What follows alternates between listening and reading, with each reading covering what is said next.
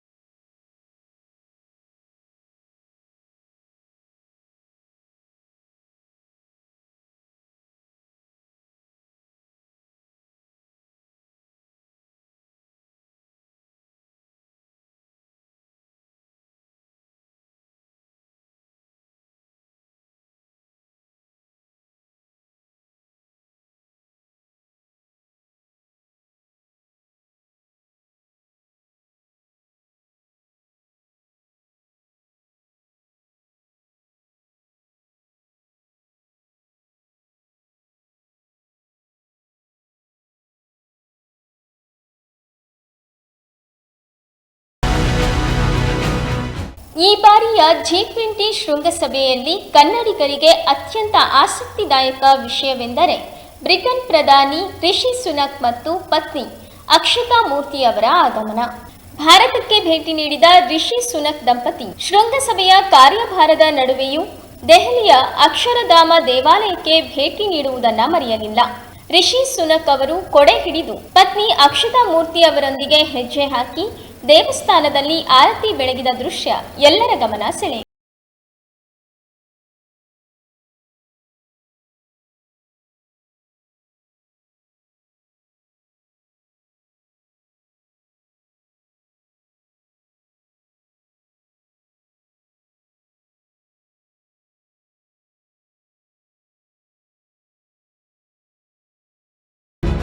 ಶಿವಮೊಗ್ಗ ಜಿಲ್ಲಾ ಪೊಲೀಸ್ ಇಲಾಖೆ, boons of Shivamogga, bikers of Shivamogga, royal rolling monks Shivamogga ಸೇರಿದಂತೆ ವಿವಿಧ ಕ್ಲಬ್ಗಳ ಸಹಯೋಗದಲ್ಲಿ ಸಾರ್ವಜನಿಕರಲ್ಲಿ ಸಂಚಾರ ನಿಯಮಗಳ ಬಗ್ಗೆ ಜಾಗೃತಿ ಮೂಡಿಸುವ ಸಲುವಾಗಿ ಬೈಕ್ ಜಾಥಾವನ್ನು ಹಮ್ಮಿಕೊಳ್ಳಲಾಗಿತ್ತು.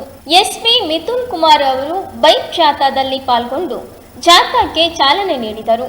ಬೈಕ್ ಜಾಥಾ ಶಿವಮೊಗ್ಗ ನಗರದ DAR ಪೊಲೀಸ್ ಮೈದಾನದಿಂದ ಪ್ರಾರಂಭಗೊಂಡು ಅಮೀದ್ ಅಹ್ಮದ್ ಸರ್ಕಲ್ ವೃತ್ತದಿಂದ ಅಶೋಕ್ ವೃತ್ತದ ಮೂಲಕ DAR ಮೈದಾನದಲ್ಲಿ ಮುಕ್ತಾಯವಾಯಿತು.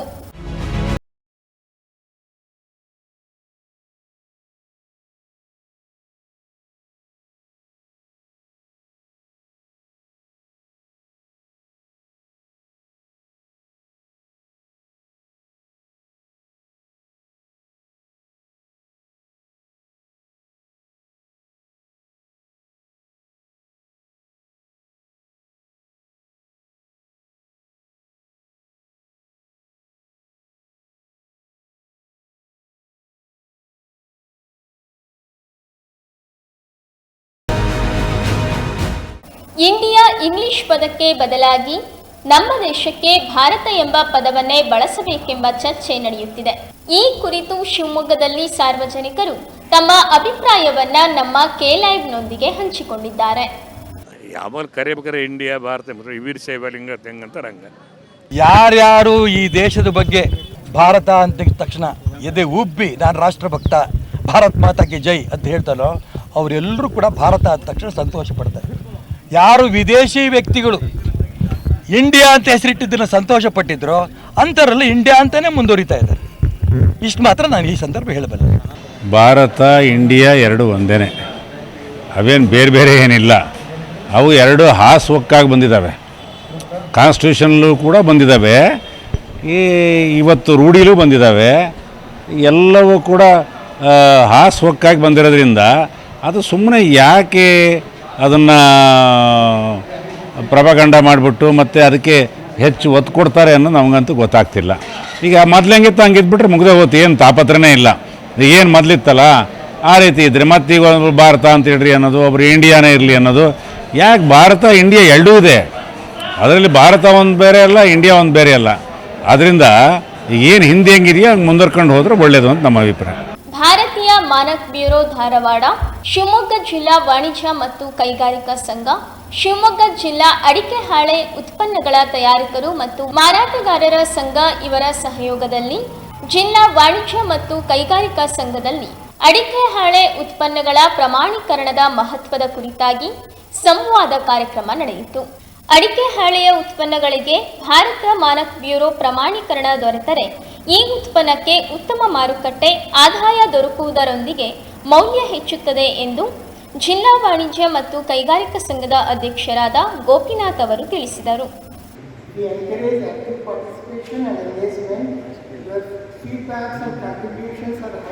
ಇವತ್ತಿನ ದಿನ ಮಾನಕ್ ಮಂಥನ್ ಅನ್ನೋ ಒಂದು ಕಾರ್ಯಾಗಾರವನ್ನು ಹಮ್ಮಿಕೊಂಡಿದ್ದೀವಿ. ಈ ಮಾನಕ್ ಮಂಥನ್ ಅಂದರೆ ಏನಂತಂದರೆ ಬ್ಯೂರೋ ಆಫ್ ಇಂಡಿಯನ್ ಸ್ಟ್ಯಾಂಡರ್ಡ್ ಸುಮಾರು 40,000 ಹೆಚ್ಚು ಪ್ರಾಡಕ್ಟ್ಗಳಿಗೆ ಅವರು ಮಾಪನವನ್ನು ರೆಡಿ ಮಾಡಿದ್ದಾರೆ. ಒಂದು ಸ್ಟ್ಯಾಂಡರ್ಡೈಸ್ ಮಾಡಿ ಇದೇ ಕಡೆ ಇರಬೇಕು ಅನ್ನೋದನ್ನು ಅವರು ಗುರುತಿಸಿ ಮಾಡಿಟ್ಟಿದ್ದಾರೆ. ಬಹುಶಃ ಮುಂದಿನ ದಿನಗಳಲ್ಲಿ ಇವಾಗಲೇ ತುಂಬ ಜನ ಎಕ್ಸ್ಪೋರ್ಟ್ ಮಾಡ್ತಾ ಇದ್ದಾರೆ ಅಡಿಕೆ ಹಾಳೆ. ಆದರೆ ಅಡಿಕೆ ಹಾಳೆ ಯಾವುದೇ ಸ್ಟ್ಯಾಂಡರ್ಡ್ ನೀವು ಗೊತ್ತಿಲ್ಲದೆ ಕಾರ್ಯಗಳು ಮಾಡಬೇಕು, ಅಲ್ಲಿ ಬೇಡಿಕೆ ತಕ್ಕಂತೆ. ಆದರೆ ಯಾವಾಗ BSI ಸರ್ಟಿಫಿಕೇಟ್ ಸೀಲ್ ಇರುತ್ತೋ ಅದೊಂದು ರೀತಿ ಯಾವ ರೀತಿ ಅಂದರೆ ಇಲ್ಲಿ ಕ್ರಿಕೆಟ್ ಹೆಚ್ಚು ಬರುತ್ತೆ.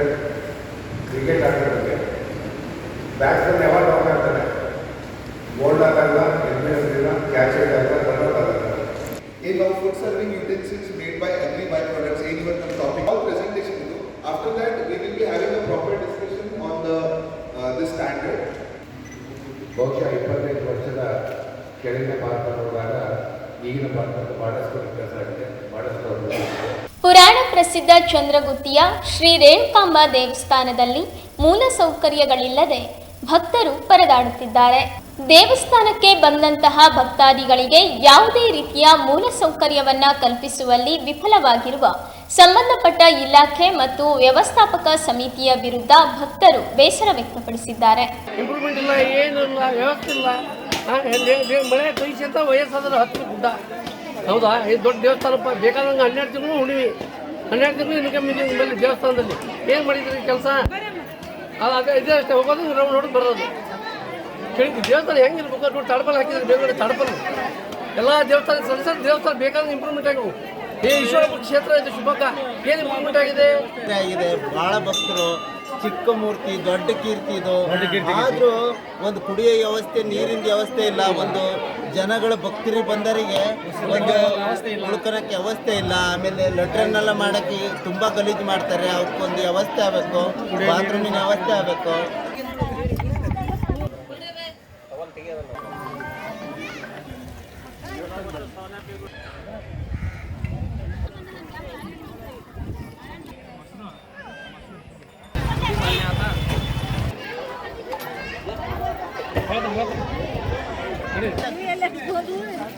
ಇವತ್ತೆಲ್ಲ ಮಳೆ ಆದ್ರೂ ಮಳೆಯಲ್ಲಿ ತೊಯ್ಸ್ಕೊಂಡು ನಾವು ದೇವಸ್ಥಾನ ಒಳಗಡೆ ಬಂದ್ವಿ. ಮೆಟ್ಲುಗಳಿಗೆ ಬರಬೋ ಭಕ್ತರಿಗೆ ಏನೋ ಸೌಕರ್ಯಗಳಿಲ್ಲ. ವಯಸ್ಸಾದವರು ಇರ್ತಾರೆ, ವಯಸ್ಸಾದವರು ಅಂಗವಿಕಲರು ಇರ್ತಾರೆ. ಅವ್ರಿಗೆ ಬರಲಿಕ್ಕೆ ಏನೋ ಸವಲತ್ತುಗಳು ಇಲ್ಲಿ ಮಳೆಯಲ್ಲಿ ತೊಯ್ಸ್ಕೊಂಡೇ ನಾವು ದೇವಸ್ಥಾನ ಒಳಗಡೆ ಬಂದ್ವಿ. ಈಗ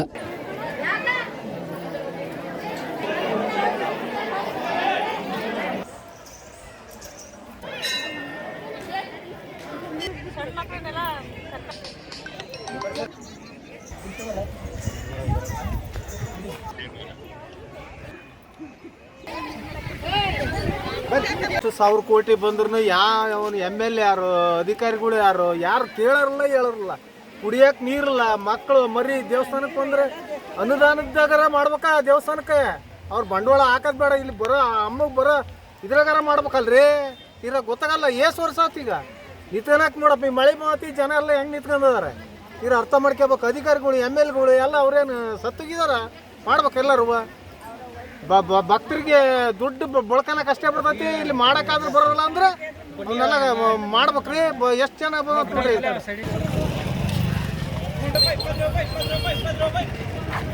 ಇಲ್ಲಿಗೆ ದೇವ್ರಿಗೆ ಬಂದವ್ರಿ, ನೀರಿನ ವ್ಯವಸ್ಥೆ ಅಲ್ಲ, ಇಲ್ಲಿ ಉಳ್ಕೊಳ ಭಕ್ತರಿಗೆ ಏನು ಒಂದು ರೂಮಿನ ವ್ಯವಸ್ಥೆ ಅಲ್ಲ. ಏಟು ಅನುದಾನ ಬಂದ್ರೆ ಇಲ್ಲಿ ಯಾರು ಇದಕ್ಕೆ ಏನು ವ್ಯವಸ್ಥೆ ಮಾಡೋರು ಯಾರು ಇಲ್ಲ. ಇಲ್ಲಿ ಏನು ಬೇಕು ನಿಮ್ಗೆ ಇಲ್ಲಿ ಸೌಕರ್ಯಗಳು? ಇಲ್ಲಿ ರೂಮಿನ ವ್ಯವಸ್ಥೆ ಬೇಕು ರೀ, ನೀರಿನ ವ್ಯವಸ್ಥೆ ಬೇಕು. ಉಳ್ಕೊಳಕ್ಕೆ ಇಲ್ಲೆಲ್ಲ ಏನು ವ್ಯವಸ್ಥೆ ಇಲ್ಲ. ಶಿವಮೊಗ್ಗ ಜಿಲ್ಲೆ ಸೊರಬ ತಾಲೂಕಿನ ಪುರಾತನ ಕ್ಷೇತ್ರವಾದ ಶ್ರೀ ಚಂದ್ರಗುತ್ತಮ್ಮ ದೇವಸ್ಥಾನದಲ್ಲಿ ನಾವಿವತ್ತು ದೇವ್ರ ದರ್ಶನಕ್ಕಾಗಿ ಬಂದಿದ್ದೀವಿ. ಇಲ್ಲಿನ ವ್ಯವಸ್ಥೆ ನೋಡಿದರೆ ಮೂಲ ಸೌಕರ್ಯಗಳಿಲ್ಲ ಭಕ್ತಾದಿಗಳಿಗೆ. ಒಂದು ಶೌಚಾಲಯ ಆಗಲಿ, ಕುಡಿಯೋ ನೀರಿನ ವ್ಯವಸ್ಥೆ ಆಗಲಿ, ಮತ್ತು ಈ ಮಳೆಗಾಲದಲ್ಲಿ ಬಂದು ಒಂದು ಉಳಿಯುವಂಥ ವ್ಯವಸ್ಥೆ ಆಗಲಿ, ಒಂದು ಕೊಠಡಿಗಳಾಗಲಿ, ಮತ್ತು ಇಲ್ಲಿ ಭಕ್ತಾದಿಗಳು ಬಂದರು ಭಾಳ ಒಂದು ಇದರಲ್ಲಿ ಮಲ ವಿಸರ್ಜನೆ ಎಲ್ಲ ಬೈಲಲ್ಲೇ ಮಾಡ್ತಾಯಿದ್ದಾರೆ. ಅದ್ರ ಪಕ್ಕದಲ್ಲೇ ಕೂತ್ಕೊಂಡು ಊಟ ಮಾಡ್ತಾಯಿದ್ದಾರೆ ಜನ. ಇದೆಲ್ಲ ನೋಡಿದರೆ ಭಾಳ ಸೌಕರ್ಯ ಅಸಹ್ಯವಾಗಿದೆ. ಇಲ್ಲಿ ತಾಲೂಕು ಮಂಡಳಿ ಏನು ಮಾಡ್ತಾಯಿದೆ ಅಂತ ನಮ್ಗೆ ಅನಿಸ್ತಾ ಇದೆ. ಇಲ್ಲಿ ಸಾವಿರಾರು ಜನ ಬಂದು ಸಾವಿರಾರು ರೀತಿಯಲ್ಲಿ ಸಾವಿರಾರು ರೂಪಾಯಿ ಕೋಟಿಗಟ್ಟಲೆ ಇಲ್ಲಿ ಅನುದಾನ ಬರುತ್ತೆ. ಮತ್ತು ದೇವಸ್ಥಾನದ ಇಂತಿದೆ ಇಲ್ಲಿ. ಇದನ್ನೆಲ್ಲ ಆಡಳಿತ ಮಂಡಳಿ ಏನು ಮಾಡ್ತಾಯಿದ್ದೀರಾ, ಏನಾಗ್ತಾಯಿದೆ ಇಲ್ಲಿ ಏನೂ ಒಂದು ಇದಿಲ್ಲ. ನಾನು ಸಣ್ಣಾಗಿದ್ದಾಗಿಂದನೂ ಈ ದೇವಸ್ಥಾನಕ್ಕೆ ಬರ್ತಾಯಿದ್ದೀನಿ. ಇಲ್ಲಿ ನೋಡಿದರೆ ಅವತ್ತು ಯಾವ ರೀತಿ ಇದೆ, ಇವತ್ತು ಅದೇ ರೀತಿ ಪರಿಸ್ಥಿತಿಯಲ್ಲಿ ಈ ದೇವಸ್ಥಾನ ಇದೆ. ರಾಷ್ಟ್ರೀಯ ಸುರಕ್ಷತಾ ಮಂಡಳಿಯು 2022-23ನೇ ಸಾಲಿನ ಉನ್ನತ ಸುರಕ್ಷತಾ ಪುರಸ್ಕಾರ ಪ್ರಶಸ್ತಿಯನ್ನ ಕಿರ್ಲೋಸ್ಕರ್ ಫೆರಸ್ ಇಂಡಸ್ಟ್ರೀಸ್ ಲಿಮಿಟೆಡ್ಗೆ ನೀಡಿ ಗೌರವಿಸಿದೆ.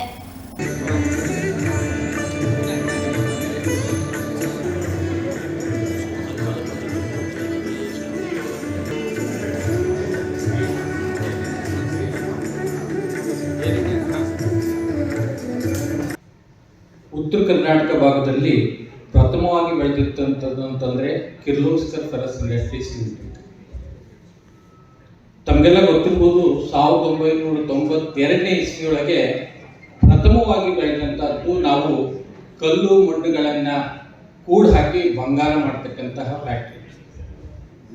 ಆ ಭಾಗದಲ್ಲಿರ್ತಕ್ಕಂಥವ್ರಿಗೆ ಯಾರು ಫ್ಯಾಕ್ಟ್ರೀಸ್ಗಳನ್ನ ಮಾಡಿದಾರೋ ಅವ್ರಿಗೆ ಗೊತ್ತಾಗುತ್ತೆ. ನಮ್ಮ ನವನೀತ್ ಸರ್ ಸಹಿತ ಅಲ್ಲಿ ಕೆಲಸ ಮಾಡಿದ್ರು.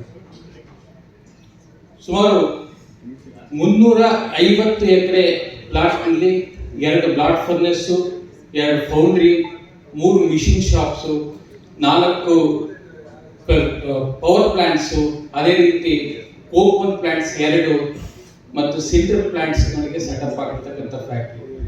ಇದ್ರ ಜೊತೆಗೆ ಆ ಕಂಪನಿ ಬೆಳೆದು ಹಿರಿಯೂರಿನಲ್ಲಿರ್ತಕ್ಕಂತಹ SLR ಕಂಪನಿಯನ್ನು ಸಹಿತ ತೆಗೆದುಕೊಂಡು ಅಲ್ಲಿ ಭಾಗವನ್ನ ಡೆವಲಪ್ ಮಾಡ್ತಾ ಇರ್ತಕ್ಕಂಥದ್ದು ಕಿರ್ಲೋಸ್ಕರ್ ಫೆರಸ್ ಇಂಡಸ್ಟ್ರೀಸ್ ಲಿಮಿಟೆಡ್.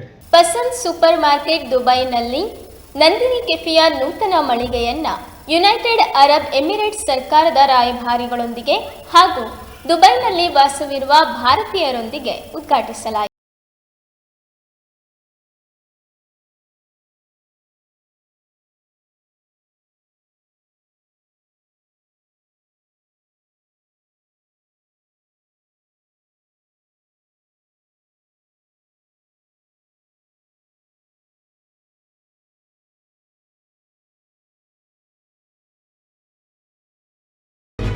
ಹೊಳೆಹೊನ್ನೂರಿನಲ್ಲಿ ಉತ್ತರಾದಿ ಮಠದ ಪೀಠಾಧಿಪತಿಗಳಾದ ಶ್ರೀ ಸತ್ಯಾತ್ಮ ತೀರ್ಥ ಮಹಾಸ್ವಾಮಿಗಳು ಚಾತುರ್ಮಾಸ್ಯ ಮಹೋತ್ಸವ ನಡೆಸುತ್ತಿದ್ದಾರೆ.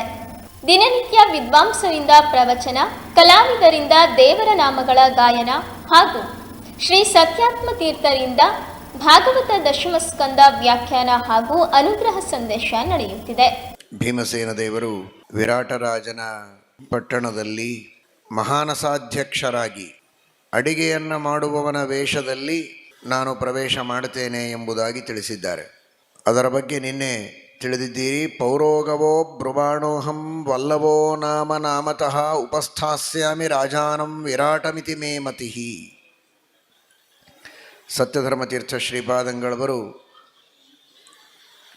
ವಲ್ಲವೋ ನಾಮ ನಾಮತಃ ಅನ್ನುವುದಕ್ಕೆ ಮಾಡಿದ ವ್ಯಾಖ್ಯಾನವನ್ನು ನೀವು ತಿಳಿದಿದ್ದೀರಿ.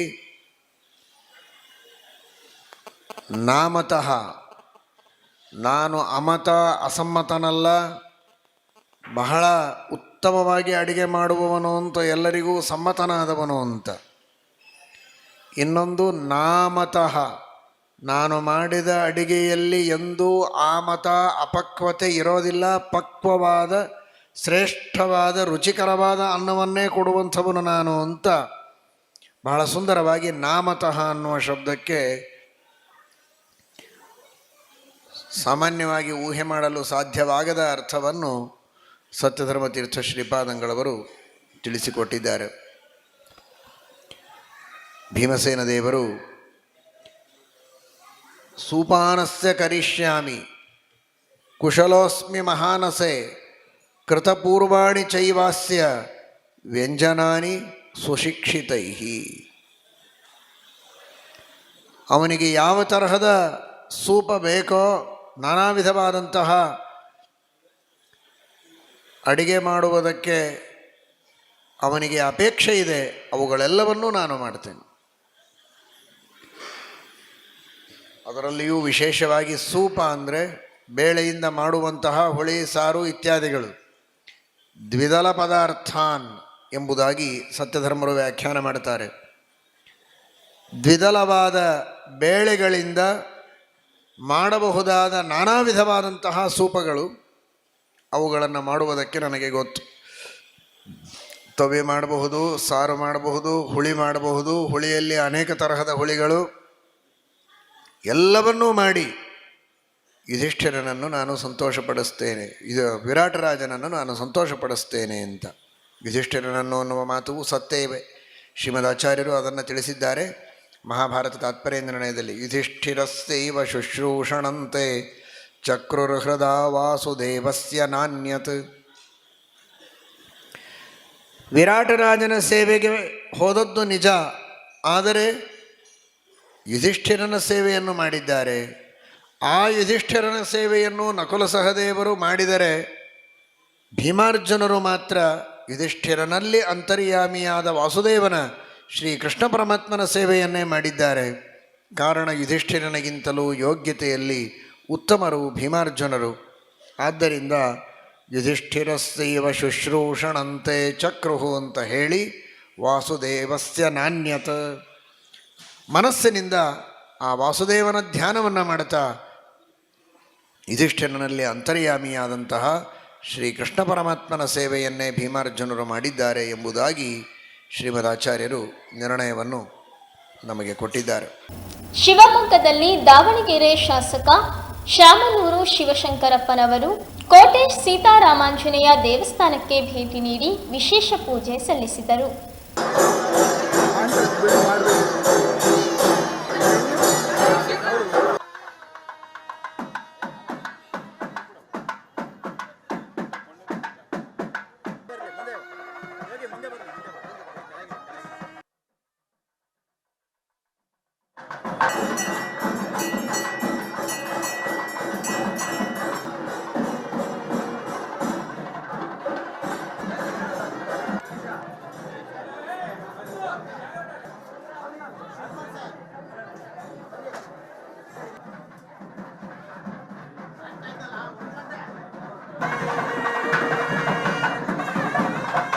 ಇನ್ನಷ್ಟು ಅಪ್ಡೇಟ್ಸ್ಗಳಿಗಾಗಿ ನೋಡ್ತಾ ಇರಿ ಕೆ ಲೈವ್ ನ್ಯೂಸ್.